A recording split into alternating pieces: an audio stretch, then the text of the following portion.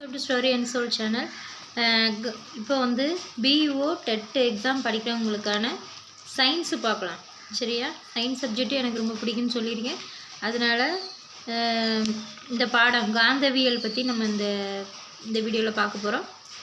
காந்தங்கள் கண்டறியப்பட்ட வரலாற்றை அறிதல். அப்போ காந்தத்தன்மையுடைய பொருட்கள் மற்றும் காந்தத்தன்மையற்ற பொருட்களை அடையாளம் காணுதல்.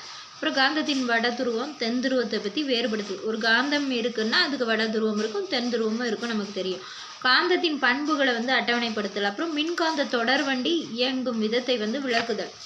அப்புறம் இந்த பாடத்தில் வேற என்ன கொடுத்துருக்காங்க, அந்த சோதனை மாதிரி கொடுத்துருக்காங்க. ஒரு எவர்சில்வர் டம்ளரை எடுத்து அதில் நூல் கோர்க்கப்பட்ட ஒரு தையல் ஊசியே எடுத்துக்கிடணும்.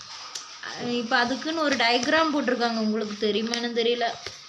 அந்த ஒரு டம்ளர் மாதிரி வச்சு அதில் ஒரு நூல் கணக்காக வச்சு டம்ளரை அந்த நூலை கையால் இப்படி பிடிச்சி இழுத்துட்டு ஒரு கையில் டம்ளர் வச்சுப்பாங்க. அப்படி இப்போ நான் ஒரு கையில் டம்ளர் வச்சுருக்கேன்னு வைங்களேன், இங்கே ஒரு நூலை பிடிச்சிட்டு இப்படி வச்சுருக்கணும். அதை இப்படி மேலே வச்சு உயர்த்தணும். என்ன நடக்குங்கிறத பார்க்கணும். அதை போட்டிருக்காங்க. அது ஒரு குட்டி கதை மாதிரி போட்டிருக்காங்க. அதில் தான் விஷயமே இருக்குது. மேக்னஸின் அதிசய பாறை. காந்தங்களை எப்படி கண்டுபிடிச்சாங்க அப்படின்னு, சுமார் 2500 வருஷத்துக்கு முன்னாடி கிரேக்க நாட்டில் மெக்னீஷியான்னு ஒரு ஊர் இருந்திருக்கு. அந்த மேக்னஸ் அப்படிங்கிறவன் ஆடுகளை மேய்ச்சிட்டு இருந்திருக்கான். அச்சோ என்ன இது, அது படக்கதை மாதிரி கொடுத்துருக்காங்க. அதில் இரும்பு கீழ்ப்பகுதியில் எப்படி இருந்திருக்குன்னா கைத்தடி பாறையில் ஒட்டிக்கிட்டு நேராக நீக்கு. அப்புறம் இரும்பு ஆணிகள் அடிக்கப்பட்ட காலனி அந்த பாறையில் ஒட்டிக்கிட்டான். அப்போது எப்படி இந்த காந்தத்தை கண்டுபிடிச்சாங்கன்னு ஒரு கதை மாதிரி கொடுத்துருக்காங்க. இப்போ அது ஒரு கடவுள் சக்தி அப்படிங்கிற மாதிரி இருக்குது. சொல்ல கடவுளோட அபார சக்தி நினச்சிட்டு இருந்திருக்காங்க ஆரம்பத்தில். இப்போ அந்த பாறை காந்தத்தன்மையுடையது. அது மேக்னஸோட கைத்தடி மட்டும் கிடையாது, இரும்பாலான அனைத்து பொருள்களையும் ஈர்க்கிறத மக்கள் கண்டறிந்தனர். இதே போன்ற பாறைகள் உலகின் பல பகுதிகளில் காணப்பட்டது.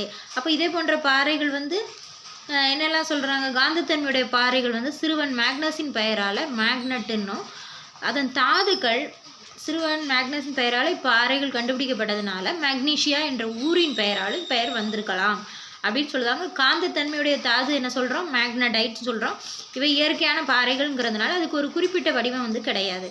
மேக்னடைட்னு என்னது, இயற்கை காந்தம். அப்போது காந்தங்கள் திசையினை அறிய பயன்படுத்துறதுனால இவை வழிகாட்டும் கற்கள் அப்படின்னு அழைக்கப்படுது. இதை பற்றின டீட்டெயில் வீடியோ இன்றைக்கி ஈவினிங் வருது. நம்ம சேனல் பிடிச்சி லைக் பண்ணி கம்பெனி ஷேர் பண்ணி சப்ஸ்கிரைப் பண்ணுங்கள். நான் எப்படி நடத்துறது புரியுதாங்கிறதையும் கமெண்ட்டில் சொல்லுங்கள். பாய்.